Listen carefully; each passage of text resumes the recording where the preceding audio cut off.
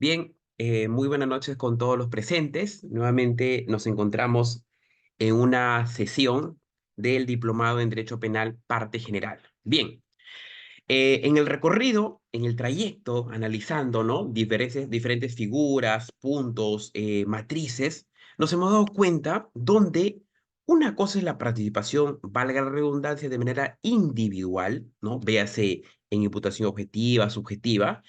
Ahora, la pregunta viene aquí, ¿no? ¿Qué sucede en los casos en el derecho penal donde se produce por varias personas?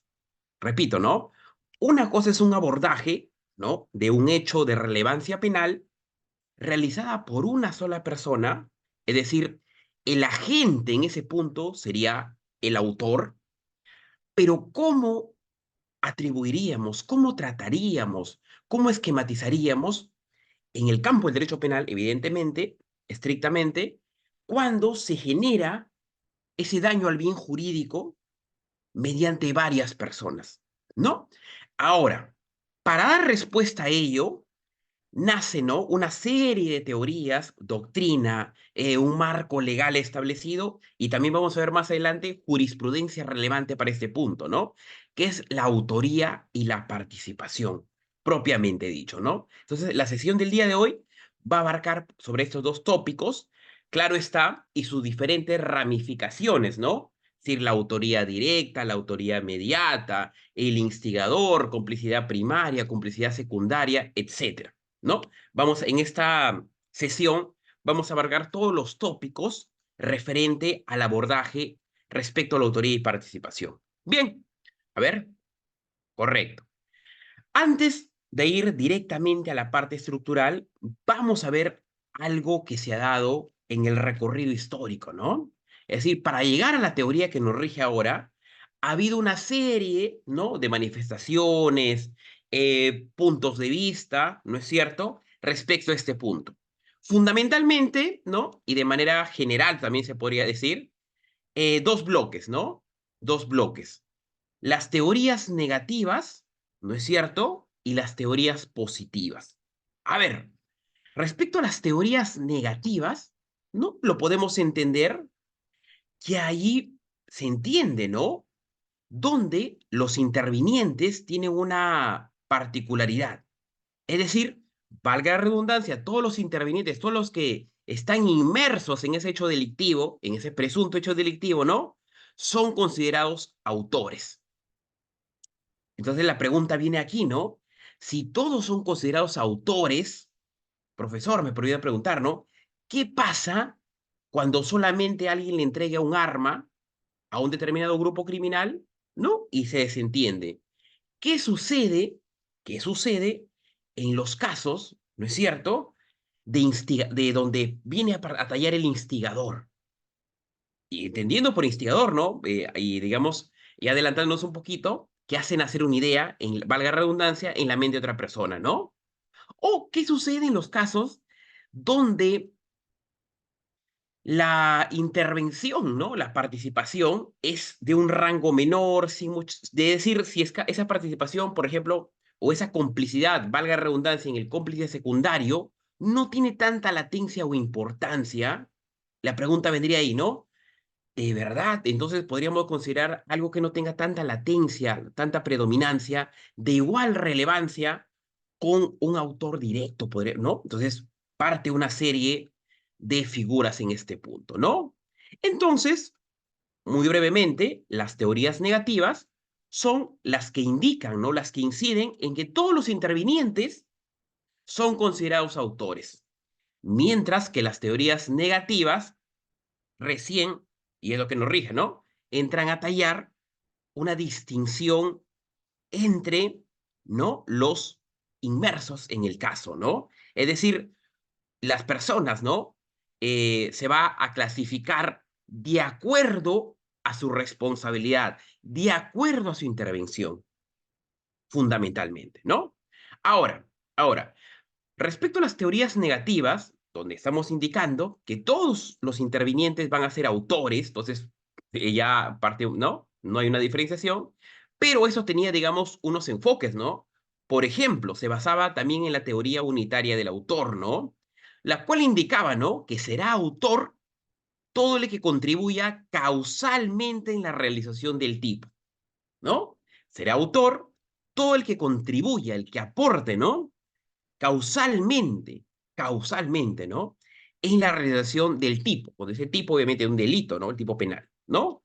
Y aquí, evidentemente, es algo conocido también en el derecho penal, esto se fundamenta en la teoría de la equivalencia, ¿no es cierto?, de las condiciones. Otro punto también acá, para respecto a las teorías negativas, es de la asociación criminal, ¿no es cierto? Aquí, en base a las acciones, ¿no?, podemos indicar, ¿no?, que todas las acciones son parte de una única operación. Eso es algo, digamos, ahora que no aplicamos, ¿no?, pero se dio en un momento, ¿no? Es decir, todos son autores del delito, no solo quien realiza la acción principal. Es decir, ahora, digamos, como autor consideramos, ¿no?, las acciones principales. En cambio, para la teoría de la asociación criminal, ahí todos los que intervienen van a ser autores del delito. Es decir, digamos, no hay esa diferenciación o distinción entre la acción principal, ¿no es cierto?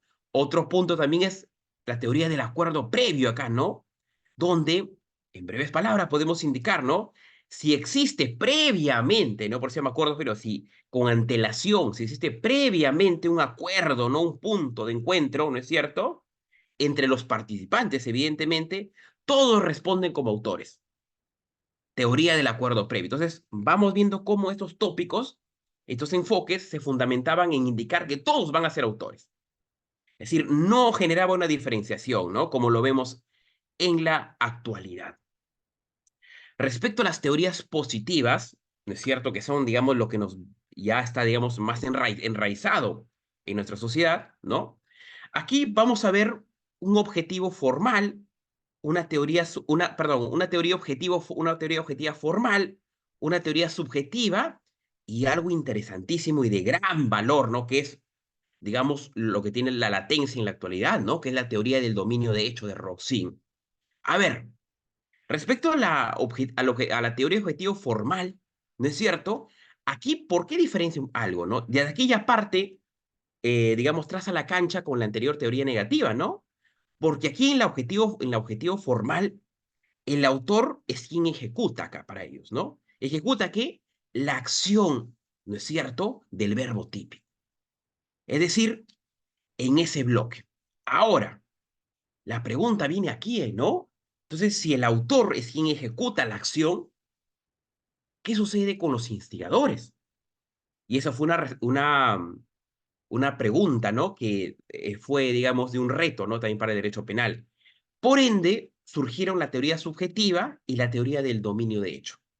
Respecto a la teoría subjetiva acá, es decir, el autor es quien tiene la intención, por eso es más subjetiva, ¿no? Tiene la intención de que se comete el delito. Obviamente surge acá, ¿no?, la voluntad independiente del autor, ¿no? Es decir, el autor, la teoría subjetiva, tiene toda la intención de que el delito surja, claramente, ¿no? Ahora, otro reto aquí, ¿no? ¿Cómo se prueba la voluntad? Se planteaba en ese momento, ¿no? Entonces, pasamos a un tercer bloque, ¿no es cierto? Y recalco que es la latencia en la actualidad, la teoría del hecho, ¿no? Del hecho. Ahora, respecto estrictamente a la teoría del hecho, aquí aparece, digamos, un verbo, ¿no?, o una idea clave, que es conducir. Conducir. Entonces, aquí el autor es quien conduce el acontecer, ¿no es cierto? Y ese acontecer tiene un objetivo, conlleva a la realización del tipo penal, ¿no es cierto? Dominio del hecho, el autor tiene esa capacidad, tiene, digamos, ese poder, podríamos decirlo de alguna manera, para conducir el acontecer. ¿Con qué objetivo? De que se realice el hecho o el tipo penal, ¿no es cierto? Aquí, obviamente, este bloque, digamos, está en las ciencias penales, tiene, digamos, una mayor, como repito, una mayor latencia, una mayor forma de explicarse o entenderse en la actualidad, ¿no? Es decir, y ojo, y aquí el partícipe influye en el acontecer, pero su intervención no es decisiva. Repito, mientras el autor para la teoría del hecho es decisiva, él tiene el poder para la conducción, diferencia con el partícipe, ¿no?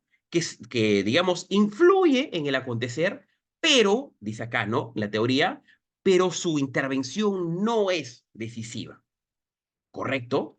Del autor conduce, pero del partícipe, si bien interviene, pero no es decisiva. Un punto importante, ¿no? En este campo de las ciencias penales, ¿no? Y vemos ya cómo se emana o se basa ello, ¿no? Bien, entonces, un punto importante, ¿no? Un punto importante.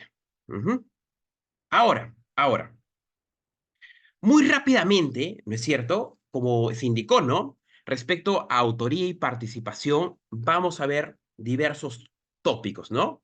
Autoría directa o autoría inmediata, eh, autoría mediata, ¿no es cierto? El autor mediato, es decir, la persona que se utiliza o emplea a otro para que se pueda concretizar un hecho delictivo, ¿no es cierto? También, y la coautoría hasta acá todavía, ¿no? Ya sé que hay, digamos, instigación y complicidad, pero vamos a verlo todavía más adelante. Entonces, ¿no? Esto está recogido, obviamente, por nuestro marco legal, es decir, nuestro código penal, y también por una serie de pronunciamientos jurisprudenciales, ¿no? Casaciones, recursos de nulidad. Es muy exquisito y muy abundante, ¿no? Respecto a esos puntos. Podríamos decir de alguna forma que la autoría directa, la autoría mediata, la coautoría, la instigación, la complicidad, la complicidad primaria, la complicidad secundaria, esas cinco tópicos, de alguna forma, ¿no? Ya sea en el marco legal o en tópicos jurisprudenciales, se ha aterrizado y digamos, ha podido graficar, ¿no? ¿Qué características tiene cada uno y qué responsabilidades también tiene cada uno en este punto, ¿no? Bien, en esa línea. Ahora, a ver, un segundito, por favor, para cambiar de diapositiva. Ujú. A ver, y sobre todo, ¿no? Por ejemplo, si es que vamos a la casación 367-2011, ¿no? Una pregunta puede ser, profesor, ¿qué teoría se aplica en el Perú? Entonces, en base a la jurisprudencia, indicamos, ¿no? Que la teoría del dominio, ¿no es cierto? Del dominio en este campo, ¿no? Y obviamente es lo que se bifurca, lo que vamos a ver a continuación. El primero de ellos, ¿no es cierto? La autoría directa. Aquí, ¿no?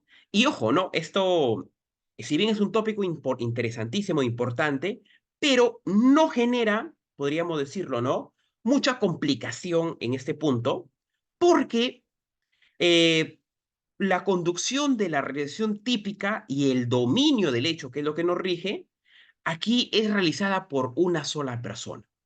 Es decir, todo lo que hemos venido estudiando en imputación, en acción, en antijuricidad, etcétera, todos esos tópicos, todos esos bloques, vemos que no se genera complicación porque, en breves palabras, de manera clara y directa, podríamos decir, ¿no? Que la autoría directa, la autoría en este campo específicamente, ¿no? Es realizada por sí el hecho punible. ¿Y esto por qué, no? Porque véase la conducta típica, el dominio del hecho, ¿no es cierto?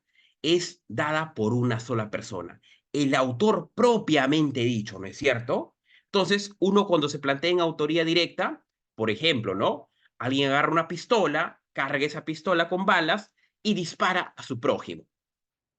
Autoría directa. La propia persona incluso basándose en el iter criminis, ha ideado, ha desplazado, ha ejecutado, es decir, es decir, prácticamente todo lo ha hecho a él, ¿no es cierto? En breves palabras.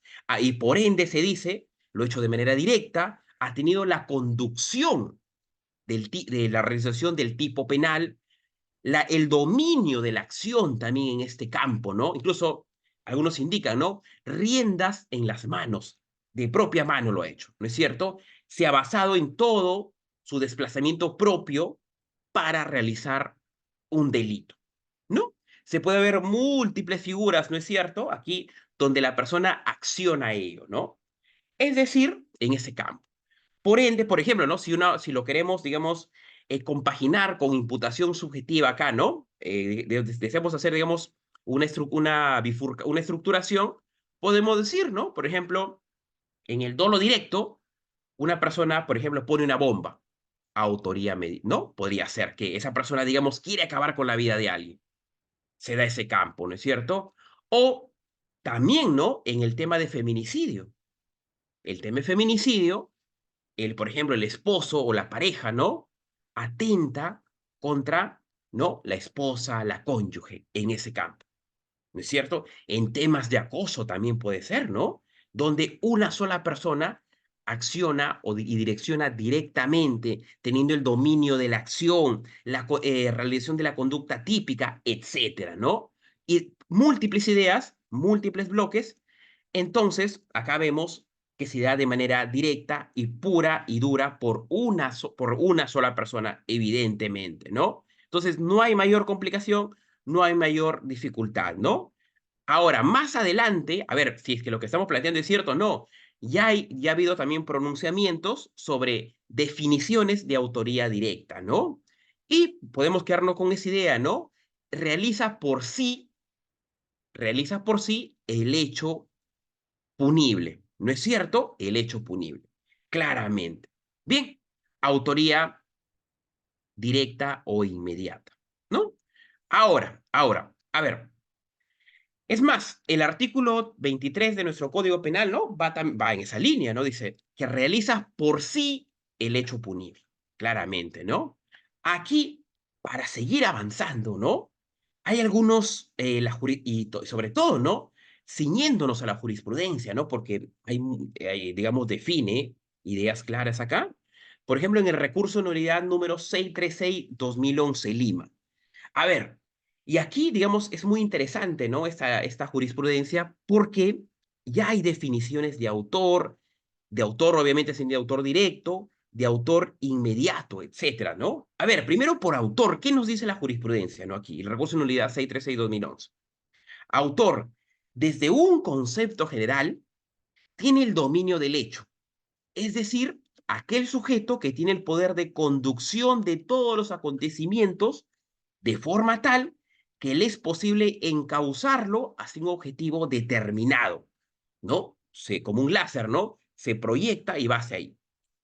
Nuestro sistema penal en el artículo 23, claramente, ¿no es cierto? Aquí está, del Código Sustantivo, ¿no es cierto? El Código Penal define normativamente al autor como el que realiza por sí o por medio de otro el hecho punible.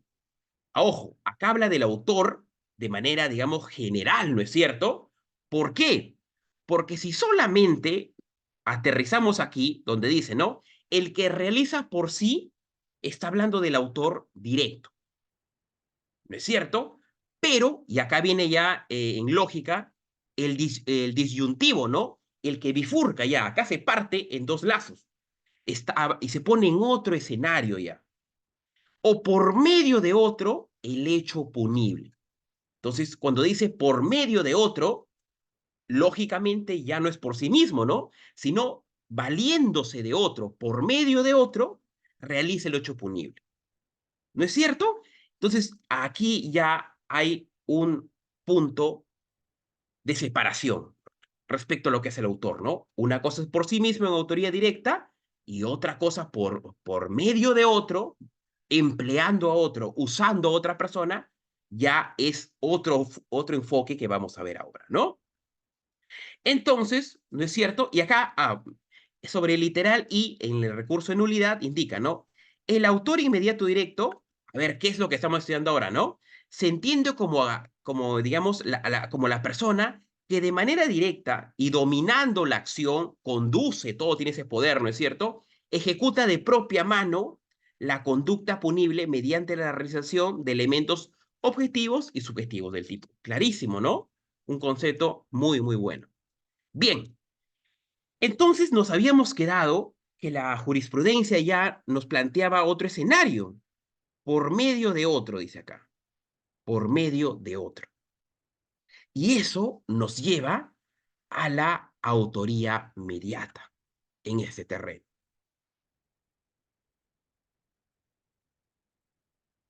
Entonces ya, ¿no? Si bien el autor sigue apareciendo, pero ya entra a tallar otro personaje, ¿no? Otro personaje. A ver, rápidamente y brevemente, ¿no? Algunas ideas, ¿no? Yo creo que la jurisprudencia ya lo ha indicado, pero ¿qué podríamos indicar, ¿no? Sobre la autoría mediata o también llamada autoría indirecta. Indirecta, ¿no? Aquí algunas ideas clave, ¿no? Es cuando el autor, mediato obviamente, se sirve de otra persona. ¿No es cierto?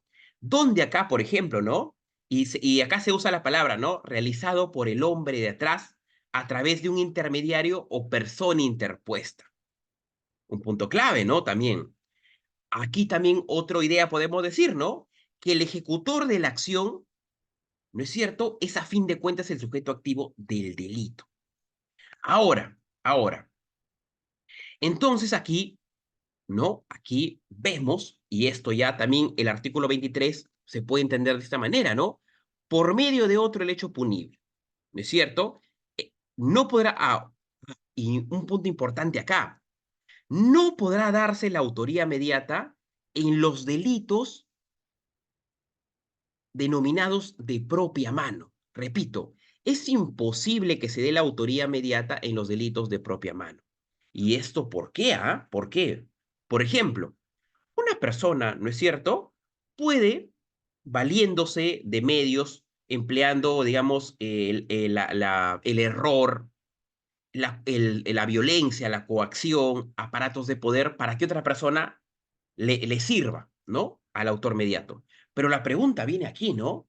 Cuando dice delitos de propia mano, por ejemplo, en delitos contra la libertad sexual, no se da la autoría mediata. ¿Por qué?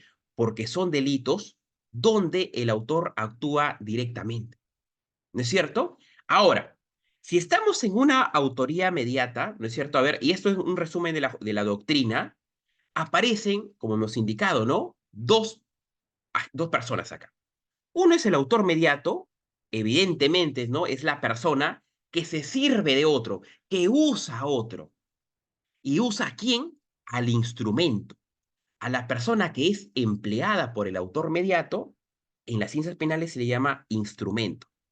Ahora, ahora, también la doctrina nos indica que por lo general este instrumento viene a ser una víctima o inocente en estos casos, mediante los escenarios que vamos a ver ahora. Ah, antes de ello, a ver, también, muy bien, acá, ajá, una jurisprudencia más, a ver, para seguir avanzando, ¿cómo, si vamos en esa línea, ¿no? En la línea correcta, a ver. En la casación 1426-2018 Cusco, habla respecto a la autoría mediata, evidentemente, ¿no? Cuya nota característica es el superior dominio de la decisión por el autor mediato. A ver, el que tiene el dominio el superior dominio, el que tiene la decisión aquí, evidentemente, es el autor mediato, ¿no? ¿Decisión sobre qué? Sobre cómo se va a realizar el hecho delictivo empleando al instrumento. ¿No es cierto? A su vez expresa dos casos o formas, ¿no? A dominar la voluntad, ya sea materiales o intermediarios, quien tiene una posición subordinada. Se entiende, ¿no? Porque el que está, digamos, ¿no? Empleando, sirviéndose del instrumento, es el autor mediato. Por ende, ese instrumento que está siendo usado, esa persona que está siendo empleada, la jurisprudencia indica, ¿no? Que se encuentra subordinada, bajo el mando de, ¿no es cierto? Podríamos decirlo de alguna manera. Bien, vamos a ver a ver, antes de ello, acá están los límites, ¿no? Los límites. ¿No es cierto? Hemos dicho, ¿no? Cuando, digamos, se rompería la autoría mediata, cuando no habría delitos de propia mano, ¿no? Donde que requieren que el propio autor lo realice, ¿no? Y obviamente, cuando el instrumento es en sí mismo el autor plenamente responsable. A ver, un ejemplo, ¿no? ¿Cuándo habría este límite en la autoría mediata, no? Acá dice la teoría, el instrumento, es decir, la persona que está siendo empleada, es en sí misma autor plenamente responsable. Un ejemplo. A ver, existe ¿no? Tres personas. Marta, Javier y Juan. Marta, Javier y Juan. Marta quiere envenenar a Juan, ¿no? Un hecho delictivo. Marta quiere envenenar a Juan. Por eso Marta, digamos, decide hacer un brindis, ¿no? Y justo en la copa que le va a dar a Juan, pone un poderoso veneno, ¿no es cierto? Marta quiere envenenar a Juan y por ende Marta, digamos, en una acción totalmente reprochable, despreciable, en la copa que le va a entregar a Juan, su potencial víctima, vierte un poderoso veneno. Ahora, Marta quiere salir bien librada, ¿no? Por ende, va a emplear a Javier para que Javier, como tiene mucha confianza con Juan, ¿no? Son amigos y confía de Juan, para que Javier le entregue la copa. A ver, si Marta le entrega la copa a Javier para que Javier le dé la copa envenenada a Juan, si Javier no sabe nada de que Marta ha puesto veneno, evidentemente ahí habría un tópico de error, ¿no es cierto? Y estaríamos evidentemente en una autoría mediata. Pero, ¿qué sucede si es que Javier se da cuenta de ello y aún así decide hacerlo? En ese caso, evidentemente, ¿no? Ya estaríamos en un límite ahí. No se daría. ¿Por qué? Porque Javier, que potencialmente podía ser un instrumento, se ha dado cuenta y al darse cuenta, aún así decide hacerlo, ya es plenamente responsable, ¿no? Se basa en ese punto. Bien, vamos a ver más ejemplos y más escenarios en este campo. Ahora, la autoría mediata, es decir, en causas donde podríamos ver en escenarios reales, ¿no es cierto? En tres escenarios, a ver. La autoría mediata por coacción, la autoría mediata por error. Ah, acá hay una pequeñita corrección, un segundito, por favor.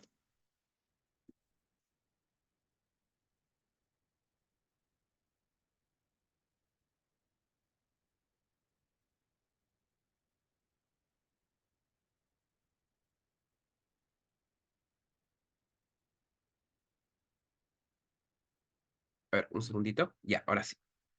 Ujú. A ver, nos encontramos en tres escenarios, ¿no es cierto? En tres escenarios. Y recordando que para que haya autoría mediata, tiene que haber, ¿no es cierto? Un autor mediato, es decir, el que tiene el dominio, y una persona que va a ser empleada, que es el instrumento, ¿no es cierto? El instrumento. ¿Mm? En ese campo y en esa materia. Ujú. A ver, cuando decimos, ¿no? Autoría mediata por error o dominio por error también, ¿no? Aquí el autor mediato, es decir, el que tiene el dominio, ¿no es cierto? Valga la redundancia, emplea el engaño, emplea el engaño, emplea que, digamos, la equivocación del instrumento, ¿no? Para realizar el hecho típico acá. ¿No es cierto? A ver, un ejemplo, un ejemplo. A ver, Martín, ¿no es cierto? Un caso hipotético, ¿no? Martín le dice, ¿no? Al hijo de su primo, ¿no? Martín quiere acabar con la vida de su primo, ¿no es cierto? Para ello, ¿no? Martín se encuentra con el hijo de su primo y le dice, sobrino, mira, ¿no? Por favor, lleve este regalo a tu papá por su cumpleaños. Repito, Martín, que tiene toda la intención de acabar con la vida de su primo, Martín le dice al hijo de su primo, es decir, a su sobrino, por favor, lleva esta caja de regalo. Y en efecto, ¿no? Es una caja, ¿no? Muy bien decorada, con papel de regalo, tal vez un moñito, ¿no? El hijo de la potencial víctima, ¿no? Ve la caja y dice, bueno, ¿no? Mi tío quiere regalar uno, algo, ¿no? Dar un presente. Por ende, el hijo recoge la caja y la lleva a su papá. Ahora, el hijo no sabe que esa caja tiene una bomba dentro. El hijo asume que, bueno, es un regalo, ¿no? Y como es un regalo, el papá tiene que abrir la caja, ¿no? Abrir el regalo, sacar el papelito, ¿no? Ahora, el papá abre la caja y estalla la bomba. Y ojo, repito, ¿no? Este es un tema y un tópico que se ha dado, digamos, bastante, ¿ah? Por ejemplo, ¿no? En Estados Unidos hubo un caso muy, muy sonado, ¿no? De Luna Bomber se llama. Es decir, una persona, un criminal que enviaba explosivos por correspondencia. Digamos, mediante actos terroristas, ¿no? En las agencias, en las instituciones, ¿no? De correo, enviaba, digamos, sobres bomba, le llamaban, ¿no? Es decir, una persona recibía una carta, abría esa carta y estallaba una bomba. La pregunta viene aquí, ¿no? Ya sé que puede haber, obviamente desde ese momento se incrementaron los mecanismos de seguridad, ¿no? En ese punto. A ver, volviendo al ejemplo. Entonces el hijo lleva esa cajita de regalo sin saber que había una bomba. Vemos acá que se ha dado la autoría mediata por error. Es decir, el tío, el autor mediato, ha empleado al sobrino para cometer un crimen, ¿no es cierto? En ese punto. Bien, ahora, ¿cuándo estaríamos en un caso donde se rompe la autoría mediata? ¿Qué pasa si el hijo abre la caja y ve que hay una bomba y aún así decide dar el regalo? Ya no habría esto, pues, ¿no? Y esto no se cumpliría. ¿Por qué? Porque el instrumento ya deja de serlo, porque ya no hay error, porque esa persona que estaba siendo empleada, que al inicio estaba siendo empleada, abrió la caja y vio que había una bomba. En ese caso, tiene dos caminos, ¿no? El camino correcto es dar aviso a las autoridades, pero ¿qué sucede si aún así quiere llevar la bomba? Se estaría rompiendo con la autoridad mediata y esa persona que está transportando la caja sería responsable ya también, ¿no? En ese punto. Bien, asumiendo un cargo ahí. Autoría mediata por error. Otro caso también es, ¿no? Donde, qué sé yo, ¿no? Un delincuente, ¿no? Por ejemplo, un microcomercializador de droga emplea a un niño, ¿no? Para que ese niño entregue, digamos, una bolsa negra, ¿no? El microcomercializador, digamos, la persona que vende drogas, el microcomercializador, le dice al niño, ¿no? Mira, en esta bolsita hay chocolates, ¿no? Y por favor, entregue estos chocolates a tales estudiantes, le dice. El niño, no, le cree al malhechor, toma la bolsa y entra al colegio y le da, digamos, esa bolsa, pensando, creyendo, valga, erróneamente, obviamente, que tiene, esa bolsa contiene chocolates, ¿no? Que el niño entrega eso. Ahora, el tema viene aquí. En la bolsa no había chocolates, ¿no? Había, digamos, quetes o, digamos, algunos estupefacientes en ese punto, ¿no? O digamos, drogas ilegales, ¿no? Para ser más exacto, ¿no? Entonces, en ese bloque pasa también un tema de autoría mediata por error. El microcomercializador de droga emplea al niño para cometer un hecho delictivo, ¿no es cierto? A través del engaño, ¿no es cierto? O por error acá. Bien, es un tópico de la autoría mediata, ¿no? Donde un autor mediato utiliza a una persona como instrumento para lograr su cometido. A ver, estamos en otro escenario, la autoría por coacción, ¿no es cierto? La autoría por coacción. Aquí, a diferencia, a diferencia de la autoría mediata por error, donde no había conocimiento, aquí el instrumento tiene pleno conocimiento de lo que está pasando. Sabe qué está pasando, ¿no? Sabe el itercrimen en este caso, qué es lo que está pasando, ¿no? Es decir, aquí el autor mediato, el que tiene el dominio, direcciona la voluntad del instrumento o ejecutor, pero ya no por error, ¿no? Porque acá decimos que sabe, el instrumento sabe lo que está pasando, pero aquí lo hace mediante coacción, mediante amenaza, mediante intimidación. Es decir, advierte, amenaza al instrumento de un mal inminente, ¿no? Y grave. Es decir, lo chantajea o lo amenaza. Un ejemplo. Vamos a imaginar el caso, ¿no es cierto?, de un ingeniero de sistemas, ¿no? Experto, ¿no? El mejor en ciberseguridad. Ese ingeniero de sistemas trabaja para un banco, evidentemente, ¿no? Generando políticas anti-hacking, ¿no? Anti-hacking negativo. Entonces, a ver, ese ingeniero sabe mucho de ciberseguridad, es más, conoce los protocolos, los mecanismos del banco para proteger el dinero. Ahora, en un momento infausto, una organización criminal secuestra a la esposa y a los hijos del ingeniero. El ingeniero llega a su domicilio y encuentra una carta con un video donde los criminales le dicen, si quieres que liberemos a tu familia sana y salva, tienes que vaciar determinadas cuentas del banco y trasladar el dinero a las cuentas de tal persona en otro país.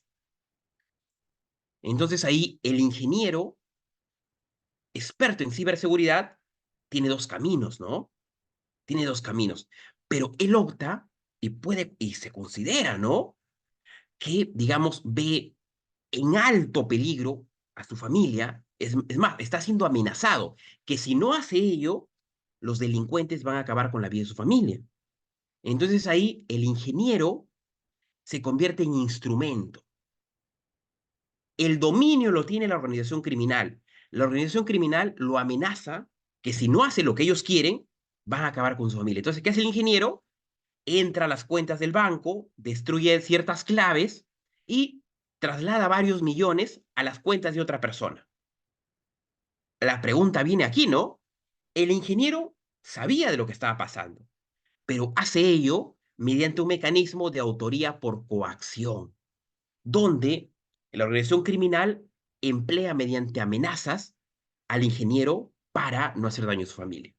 Es un escenario, ¿no? También hay un escenario también del francotirador, ¿no? Es decir, si quiere acabar con la vida de determinado político representante, ¿no? Y el bando, ¿qué es lo que hace, no?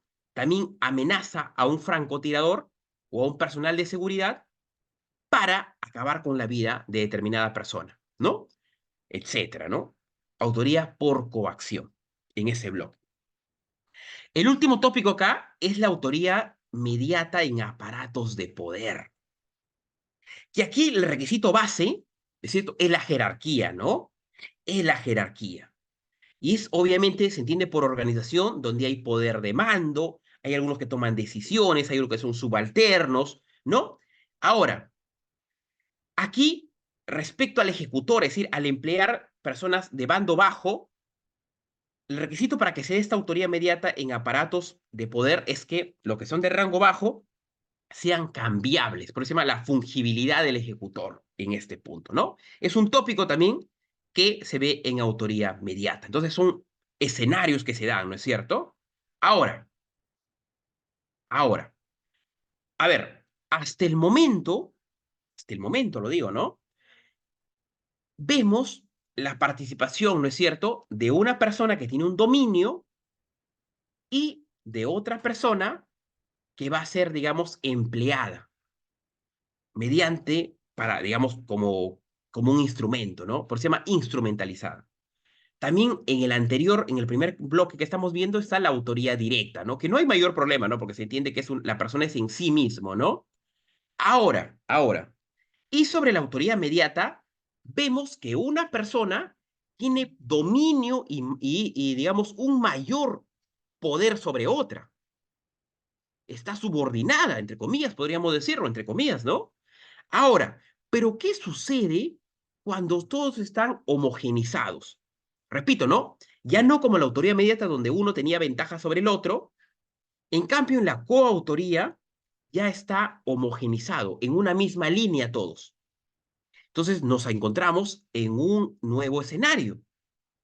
donde ya no hay un dominio de uno sobre otro, sino todos están previamente, sistemáticamente de acuerdo para realizar un hecho delictivo.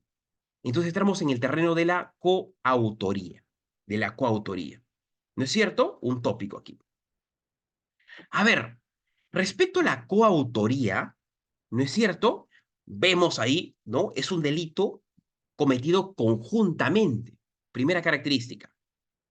A ver, y si es conjuntamente, por cuestiones lógicas, es desarrollada por participación voluntaria y consciente. Participación voluntaria, es decir, nadie está amenazando, chantajeando a alguien, y consciente, ¿no es cierto? Vemos ahí, ¿no? Un tema, ¿no? Es decir, todos aquí hay una ejecución común del hecho. Todos se ponen de acuerdo, todos aquí generan una, un punto de equilibrio para ver qué función genera cada uno, ¿no? Por eso también se llama acá, ¿no? El codominio del hecho, ¿no es cierto? Que es un tema de dominio funcional, ¿no? En el cual cada uno conoce qué es lo que va a hacer. Cada uno actúa con plena responsabilidad para ejecutar algo, ¿no es cierto? Y aquí evidentemente hay un acuerdo entre los delincuentes, entre, digamos, las personas que están planeando esto, ¿no? Es por eso que acá hay una palabra que se llama el reparto de roles. El reparto de roles. Es decir, por ejemplo, si van a cometer un hecho delictivo 5 personas, cada uno, mediante acuerdo, sabe qué es lo que va a hacer. Ya tienen ya separado qué función, qué, digamos, qué actividad en el acto va a hacer cada uno, ¿no? Para, digamos, para que se salgan con la suya en ese punto. ¿No es cierto? La coautoría. A ver.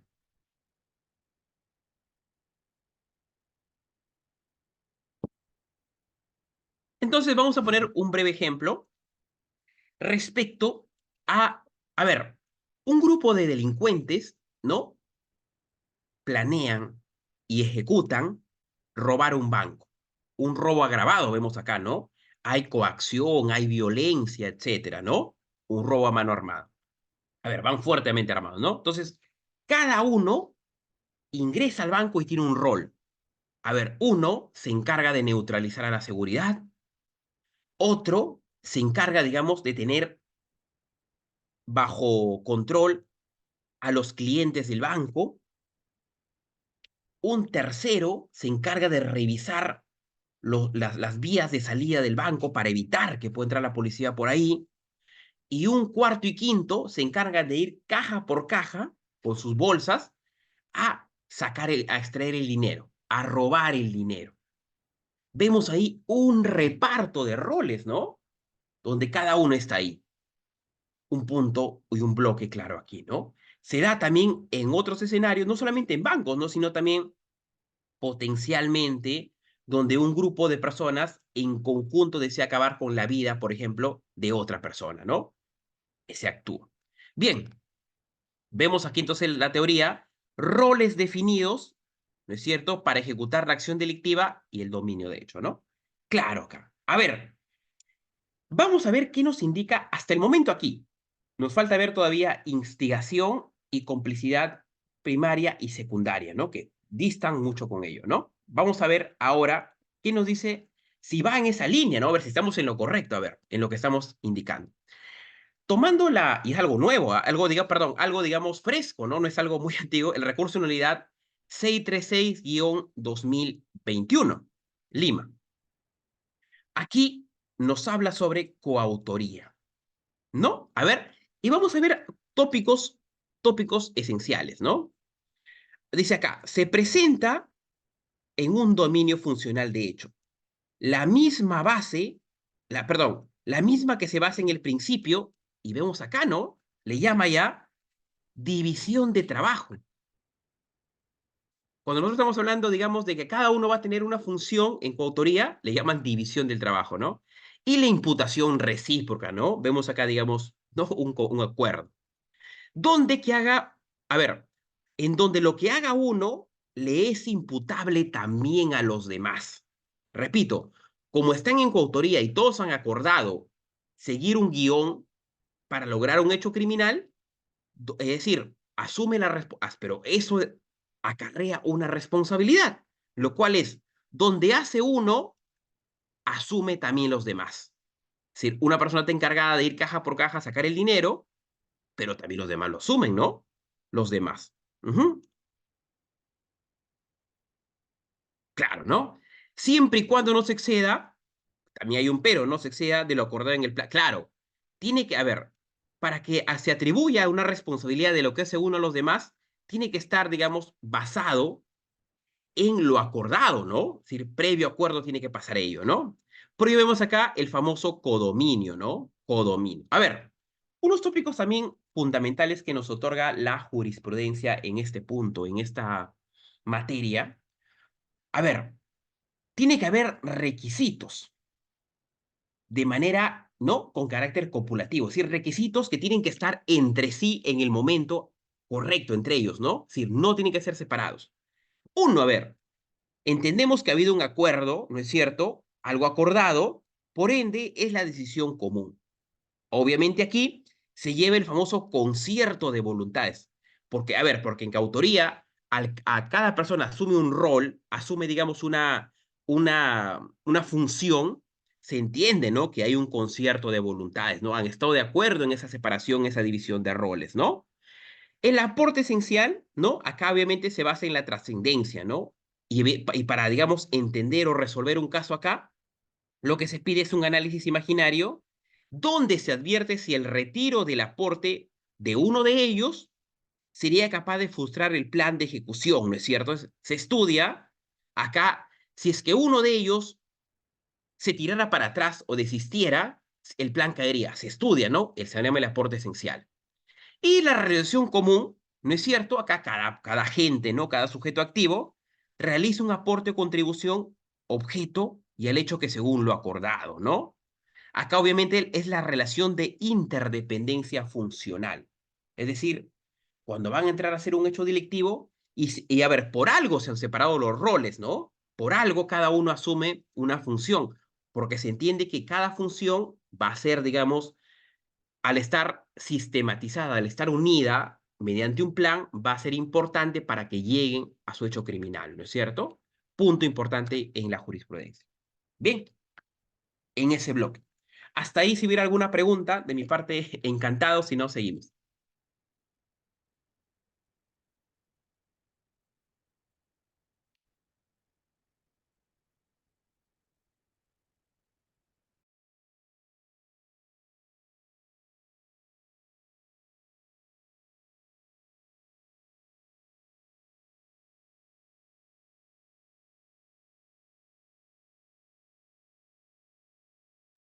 Bien, continuamos. Entonces, vamos viendo cómo ya se da la coautoría donde podemos decir, ¿no? Es homogenizada. Mientras en la autoría directa, una sola persona, ¿no? Tiene todo el dominio de esa persona. En la autoría mediata vemos ya que hay uno sobre otro, ¿no? Pero acá todos están, digamos, en un papel homogenizado. Ujú. Ahora, vamos al bloque de participación, ¿no es cierto? Estamos viendo acá tema de autoría, ¿no es cierto? A ver, algo para también un aporte para la autoría aquí en la clase es que la autoría requiere una relación directa, ¿no es cierto? Una implicación en el hecho. Mientras que en la participación, véase, instigación y complicidad, aquí intervienen sin tener relación directa con la ejecución del hecho en sí mismo, ¿no? Ahora, aquí el establecimiento, ¿no es cierto? Se entiende, digamos, de manera amplia, ¿no? Al comprenderla, ¿no es cierto? Pero no hay una relación directa. Entonces, vamos a ver un primer bloque, ¿no? La instigación o también, ya basando en una persona, el papel del instigador. El instigador, ¿no? ¿Qué hace este instigador para que haya un reproche? ¿De qué se le puede acusar, ¿no? A este instigador. ¿No es cierto? Por algo también se le llama instigador o inducción. Trata de inducir a algo, ¿no? Persuadirlo a algo, ¿no? Digamos, al instigado, a la otra persona, ¿no? Entonces aquí podemos entender al instigador, ¿no? O digamos propiamente dicho, el del tema de instigación, donde ese señor instigador hace surgir en otra persona, es decir, al instigado, como vemos a la flechita, ¿no? El instigador impacta sobre el instigado. Uy, disculpe, a ver un segundo.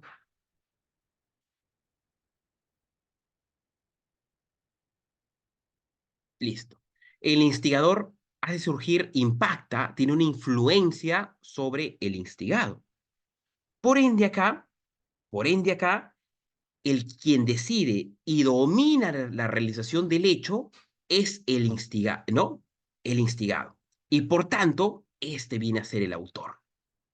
Acá el instigador no tiene el dominio de hecho. ¿Por qué no tiene el dominio de hecho?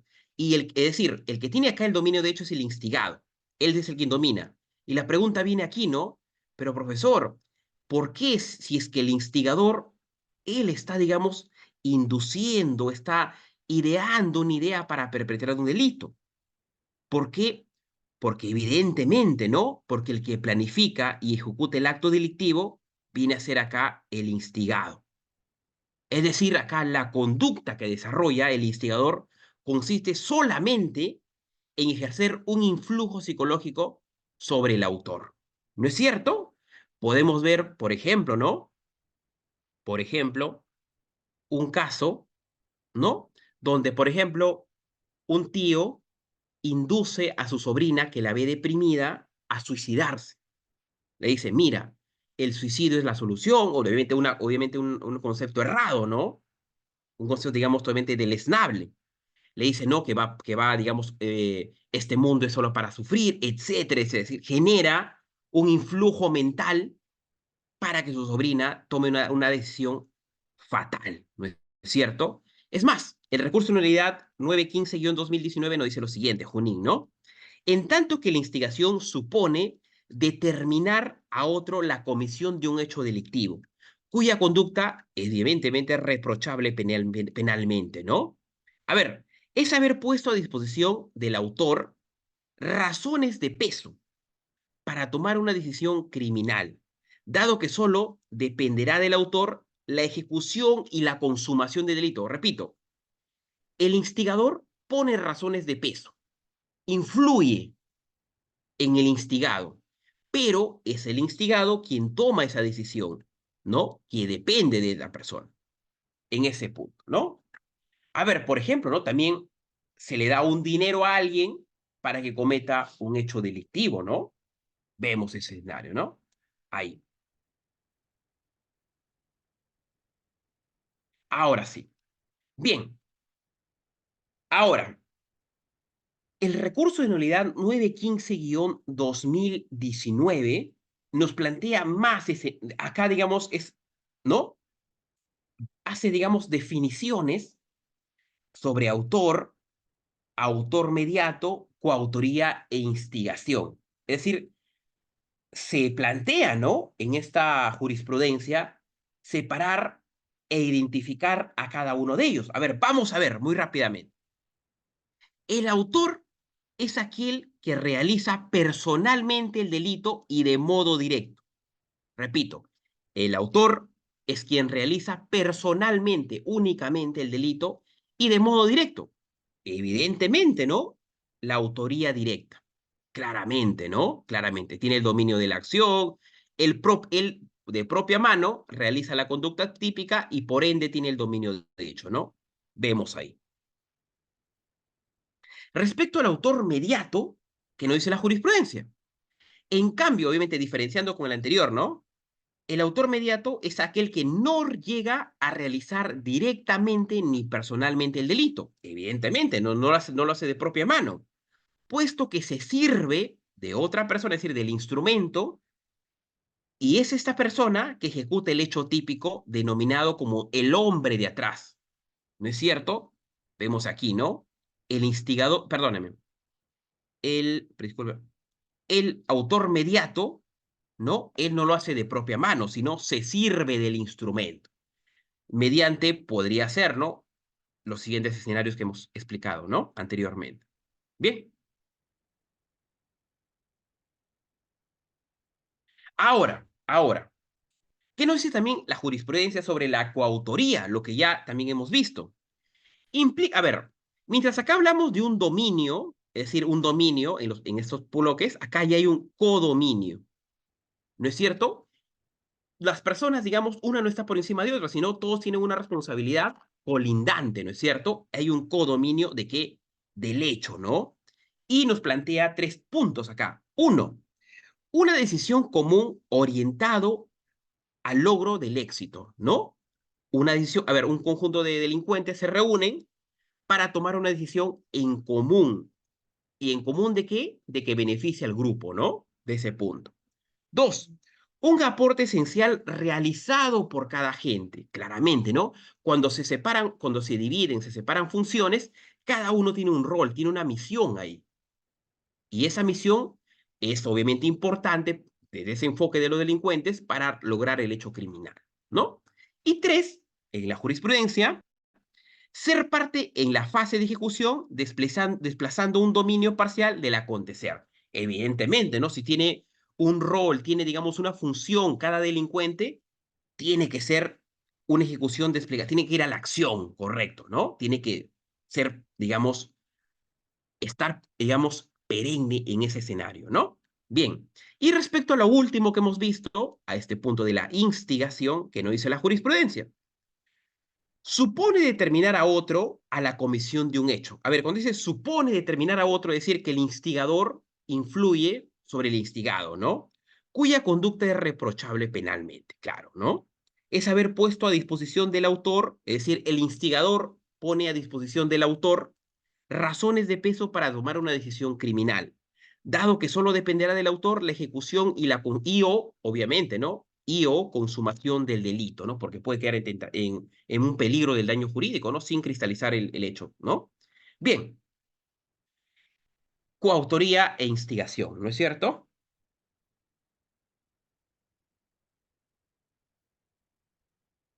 Ahora nos encontramos dentro de participación en otro escenario, en la complicidad, en la complicidad. Aquí evidentemente, ¿no? No lo hace de manera directa, entendiendo por cómplice, ¿no? No lo hace de manera directa, pero ayuda aquí, ese cómplice. Ayuda o coopera de forma auxiliar o secundaria en la ejecución del delito, ¿no? Es decir, no hay dominio acá, no tiene el dominio, el cómplice, tampoco no hay codominio porque no pertenece, ¿no? A ese grupo que va a ejecutar el delito, pero, ¿no? El cómplice acá coopera de forma auxiliar o secundaria con la ejecución del delito, ¿no? En este punto. Ujú. Entonces, estos actos, ¿no? Pueden ser variados, ¿no? Porque aquí el cómplice, ¿no? Por lo general, facilita los medios o da una información a otras personas, ¿no? Es decir, suprimir la capacidad defensiva de la víctima. Repito, un cómplice al participar, digamos, al generar un aporte, un medio auxiliar para, digamos, para los autores que van a cometer el delito, ¿qué genera esto? Ese cómplice, al dar su aporte, reduce o suprime la capacidad defensiva de la potencial víctima, a quienes apuntan los delincuentes, ¿no es cierto? El punto de complicidad. Ujú. En este bloque. Ahora, aquí evidentemente vemos dos tipos de complicidad, ¿no? La primaria y la complicidad secundaria. Repito, complicidad primaria y complicidad secundaria. A ver, ¿cómo podemos entender mayoritariamente esto, no? A ver, aquí entra una palabra llamada indispensable. Indispensable. ¿No es cierto? A ver, un cómplice primario, digamos, es la persona que otorga o que aporta algo indispensable, ¿no es cierto? Un elemento indispensable, y sin el cual no se hubiera podido cometer el delito. Repito, el cómplice primario aporta algo importantísimo, ¿no? Y ese algo importantísimo es base para que pueda cometerse un delito. Sin esa intervención, sin esa participación del cómplice primero, sin ese aporte, no se hubiera podido dar, ¿no es cierto? En ese punto. Aquí podemos ver, por ejemplo, ¿no? Donde un grupo de delincuentes quieren robar, ¿no? En una casa y, por ejemplo, ¿no? Alguien de la casa les entrega la clave de la caja fuerte, ¿no? A ver, quieren robar la caja fuerte a ver, esa caja fuerte está empotrada en la casa, ¿no? Por ejemplo, ¿no?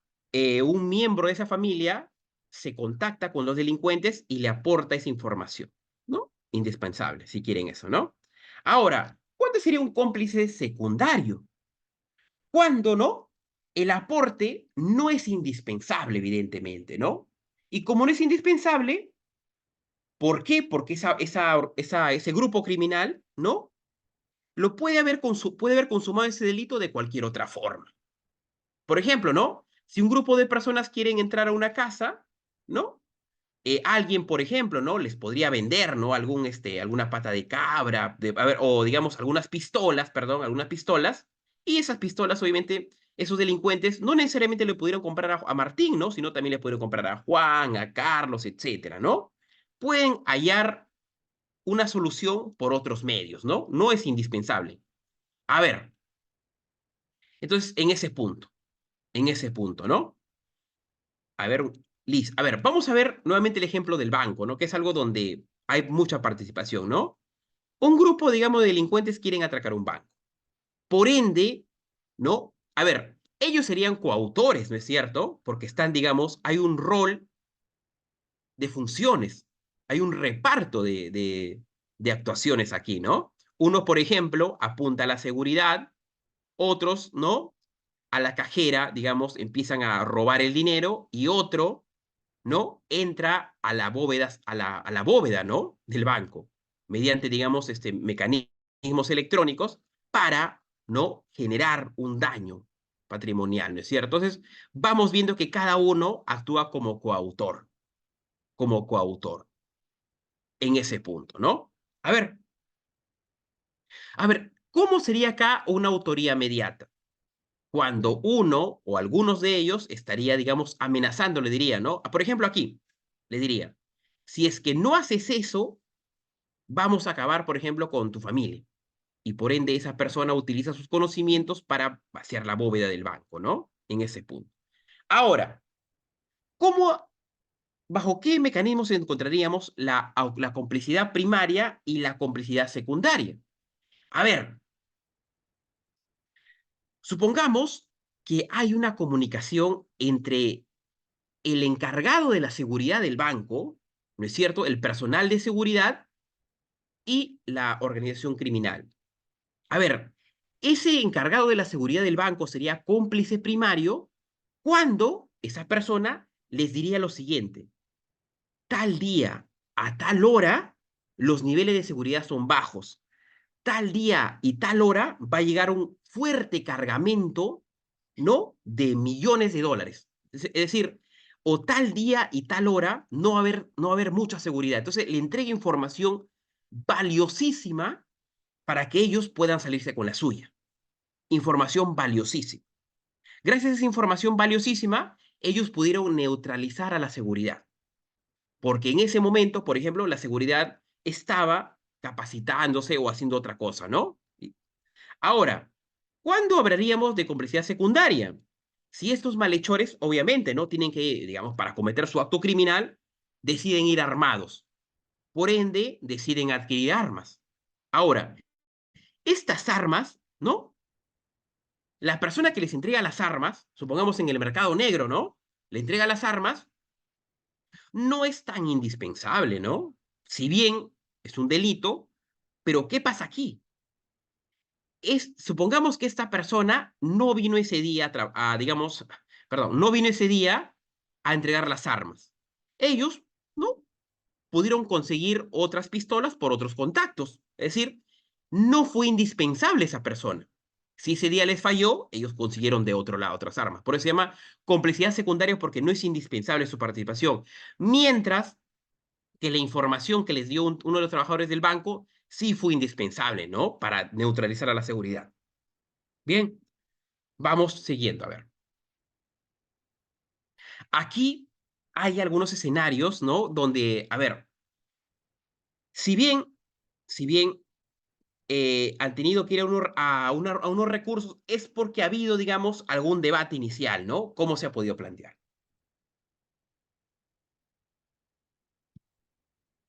A ver, vamos a ver otros escenarios. A ver, primero, a ver este caso. Respecto al coautor, en un caso real, ¿no? En un caso real. A ver, digamos, esto fue un robo donde digamos, uno de los integrantes, ¿no? Coge, ¿no? El brazo de la persona, ¿para qué? Para imposibilitarla y que sea, digamos, factible o, digamos, propicio para los delincuentes robar, ¿no? Lo leo muy rápidamente. Que con respecto al encausado, ¿no? La prueba actuada informa que su intervención material en la ejecución de los hechos incriminados fue relevante. ¿Y por qué fue relevante? Porque cogió del brazo de la agraviada para facilitar la sustracción del dinero y tuvo codominio del evento delictuoso, ¿no? Es decir, robaron a alguien, ¿no es cierto? Ahora, ¿por qué hubo codominio? Porque todos ahí, digamos, el planteamiento era robar a una persona, asaltarla, ¿no? Por ende, una de las personas la sujetó, otra persona probablemente, ¿no? Vamos a imaginar, en este caso, que, digamos, cogió la cartera, etcétera, ¿no? Vemos ese escenario del codominio. Ahora, otro bloque. Y acá hay que aterrizar en algo, ¿no? Respecto al campana. Al campana. A ver, no, coloquialmente campana se le llama a la persona que se para en la puerta o digamos, o es la persona generalmente, ¿no? Que da aviso o que está, digamos, observando el panorama mientras otra persona está delinquiendo, él está observando para si ve algún peligro para esos delincuentes, lance una advertencia, ¿no? Les avise, la campana le llaman, ¿no? Bien, el recurso de unidad 157-2019, ¿qué nos dice? ¿Qué nos dice aquí? Determinación de la pena. Al margen de la lesividad con que se califica este sentenciado, no es por su calidad de campana, sino por haber participado en conjunto en el acto delictivo, en el evento delictivo. Y las consecuencias de su perpetración y responsabilidad son de la misma gravedad para todos los intervinientes, ¿no? Por tal razón, alegar una pena menor, por ser quien es, quedó fuera. A ver, vamos a imaginar un caso donde tres delincuentes desean robar una casa de noche y con armas de fuego. Un robo agravado. ¿No es cierto? Un robo agravado. A ver, dos delincuentes, ¿no? Ingresan a la casa, apuntan con las armas, someten a los residentes de la casa, los golpean, ¿no? Es un caso hipotético, otro caso, y empiezan a desvalijar la casa. Empiezan a golpearlos digamos, y mediante amenazas con las pistolas, a decirles dónde está el dinero, dónde están las joyas. Dos de ellos. Y el tercero solo se queda, y digo solo entre comillas, parado en la puerta para, mediante el mecanismo de campana, verificar que no venga nadie a la casa o que no pase una patrulla. Ahora, usted me podrían decir, ¿no? O podría haber el debate, ¿no? Profesor, pero, disculpe, pero el campana solo se quedó parado en la puerta. El campana solamente sirvió para advertir si llegaba alguien, mientras los otros, con armas de fuego, sometieron, les privaron de libertad, prácticamente la secuestraron, ¿no? Los inmovilizaron, los golpearon, los amenazaron, y digamos, empezaron a desvalijar la casa, las riquezas, ¿no? El dinero, ¿no? Las joyas. Entonces, uno habría una latencia, ¿no? Pero, detalle importante aquí, ¿ah? A ver, ¿qué hubiera pasado si llegaba una patrulla o llegaba algún vecino a la casa porque veía algo sospechoso? ¿Qué iba a hacer el campana? Advertir a sus cómplices, perdón, a los malhechores, ¿no? Al parte de su equipo, perdón, para que puedan huir y salirse con la suya. Entonces vemos que hay el reparto de roles. Vemos que el rol de campana sí es de mucha utilidad para ellos, para que no logren ser capturados.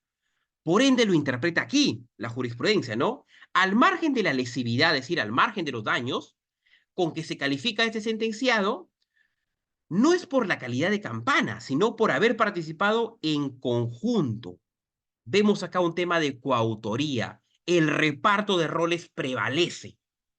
Cada uno de ellos tenía una misión, una función para salirse con la suya. Y en efecto, ¿no? Como hubo un campana y hubo dos delincuentes más, se dio y se salieron con se puede salir con la suya, ¿no? Actos concomitantes, ¿no? Perdón, actos, digamos, que requieren un rol distinto a cada uno, ¿no? Un codominio, perdón, es la palabra, el codominio, el caso. A ver, vamos en otro escenario. Vamos en otro escenario. ¿Qué sucede, no? Y es un caso, digamos, que se da, ¿no? Donde, ¿no? Una persona sube a una combi, repito, una persona sube a una combi y al subir en la combi, ¿no? La combi empieza su trayecto y en medio del camino había, por ejemplo, ¿no? Me pongo en otro caso paralelo, ¿no? Tres de los pasajeros que fungían ser pasajeros, en realidad son delincuentes y lo atracan a la persona que, digamos, pensando que era una combi sube, ¿no? Ahora, el conductor sigue manejando, el copiloto verifica, es más, los tres delincuentes de atrás que se hacían pasar por pasajeros golpean a la víctima, le quitan su mochila y le pasan la mochila al copiloto. El copiloto abre la mochila y empieza a sacar, por ejemplo, había una, supongamos, ¿no? Habría una laptop, una billetera, celulares, etcétera. Vacía la mochila y le entrega nuevamente la mochila a la víctima. A la víctima la empujan, ¿no? Del automóvil, ¿no? ¿Qué pasa? A ver, ¿cuál ha sido el rol de funciones ahí? Los tres delincuentes de atrás se han hecho pasar por pasajeros para simular, ¿no es cierto? Para simular que era una combi, ¿no es cierto? Ahora, en el medio del camino, se quitaron la careta y se abalanzaron sobre la víctima. La golpearon y le quitaron su mochila. ¿Qué hacía el chofer? Con pleno conocimiento y con reparto de rol de funciones, conducía sin parar, ¿no? Es más, se iba por unos lugares donde no había muchas personas. ¿Qué hacía? Estoy que me pongo un caso hipotético, ¿no? Digamos, estoy planteando otros escenarios distintos a ese recurso de nulidad. ¿Qué hacía, por ejemplo, qué habría hecho el copiloto? Le dieron la mochila y empezó a sacar las cosas de la mochila. A ver, si bien los delincuentes de atrás golpearon, amenazaron o amordazaron a la víctima, vamos a exagerar, pero se responsabiliza a todos con el mismo rango, la misma penalidad. ¿Por qué? Porque la función del chofer fue importante para lograr el cometido. La función de los tres delincuentes de atrás fue importantísima para lograr el cometido. Y también la función del copiloto al extraer los bienes, ¿no? Los bienes de valor de la mochila también es importante. ¿Por qué? Porque ¿cuál fue o cuál es el vector o cuál es la finalidad de hacer ello? Apropiarse, robar, un robo agravado de los bienes de la víctima. Se dio el reparto de roles. Todos tenían una función determinada como coautores para salirse con la suya en ese escenario, ¿no? Recurso de nulidad. Bien, entonces hemos visto acá cómo no, se presenta esto en diversos escenarios, ¿no? Una recapitulación. Si hubiera alguna pregunta, encantadísimo, chicos, ¿ah? Si no, continuamos. A ver, una recapitulación.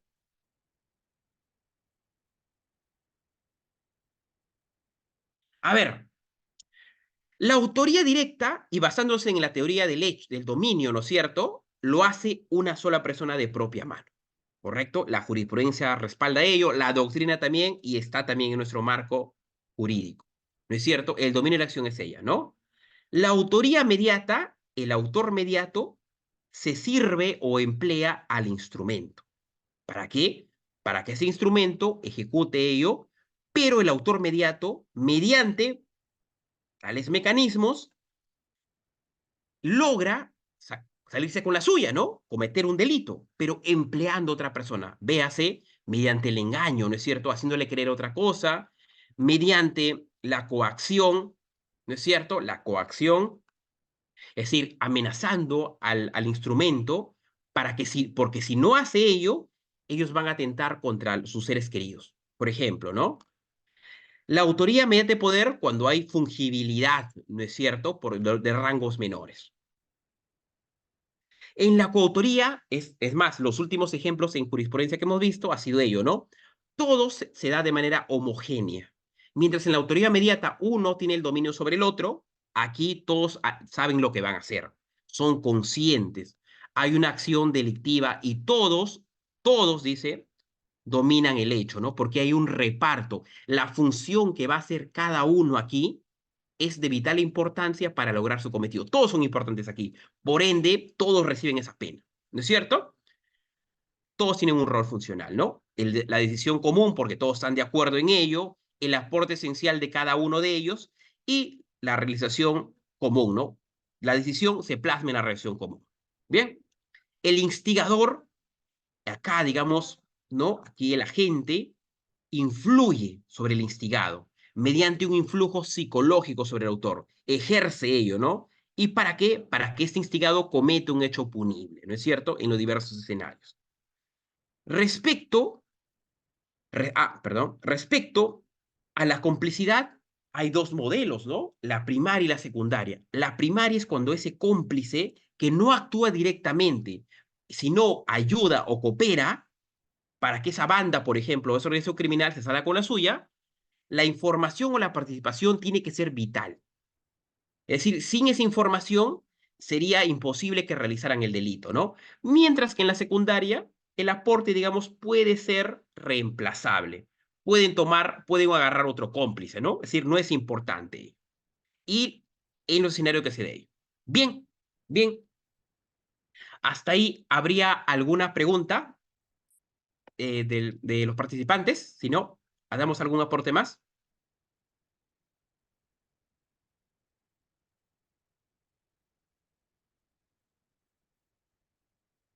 Ahora, antes de partir, ¿no? Ahora, por ejemplo, ¿no? A ver, acá está. Por ejemplo, ¿no? Cuando hemos hablado de los límites, o en qué casos, ¿no? En qué casos, ¿no? No se podría, digamos, generar una autoría mediata, ¿no? Que es algo, digamos, que se debate bastante también, ¿no? Pero, digamos, ya ha habido jurisprudencia sobre ello. A ver, repitiendo, ¿no? Cuando hemos dicho, en los casos, ¿no? Cuando el delito, el crimen, tiene que necesariamente ser cometido de propia mano, por ejemplo, en tema de indemnidad sexual, no se podría hablar ni usar otra persona, ¿no? Porque, a ver, el delincuente, el criminal, que, digamos, ejecuta, ¿no? O tiene, digamos, ese desplazamiento para abusar de una víctima, lo hace él mismo bajo una responsabilidad corpórea, ¿no es cierto? Ahora, eso no podría darse porque es un delito de propia mano. Otro escenario también, y acá, ¿no? ¿Qué sucede si en ese trayecto, en ese puente, por ejemplo, a ver, porque el autor mediato emplea al instrumento, ¿no? Si en ese puente ese instrumento se percata de las verdaderas intenciones, se percata del objeto, ya no sería autoría mediata. ¿Por qué? Porque ya no estaría por error, ya no estaría por ninguna amenaza, ¿no? Sino que al darse cuenta se rompe la autoría mediata. ¿Por qué? Porque él, sabiendo que ya, por ejemplo, había una bomba en un paquete, aún así decide hacerlo. Sabiendo que hay veneno en tal vaso, decide entregar ese vaso. ¿Por qué? Porque el autor, el instrumento se convierte ya, asumiendo plenamente la responsabilidad del tipo penal, ¿no es cierto? En este bloque y en este campo interesantísimo. Bien, bien, si hubiera alguna pregunta, encantadísimo. Y si no, nuevamente les agradezco, ¿no? Por su participación, ¿no? Ha sido una recapitulación de todo lo que es autoría y participación en base a la dogmática, a la doctrina y a la jurisprudencia. Bien, bien, esta ha sido mi participación. Nuevamente les agradezco por la presencia, también así por toda la amable coordinación. Y nos vemos el próximo miércoles, ¿no? A la misma hora. Bien, muchísimas gracias y que tengan una bonita noche. Cuídense mucho.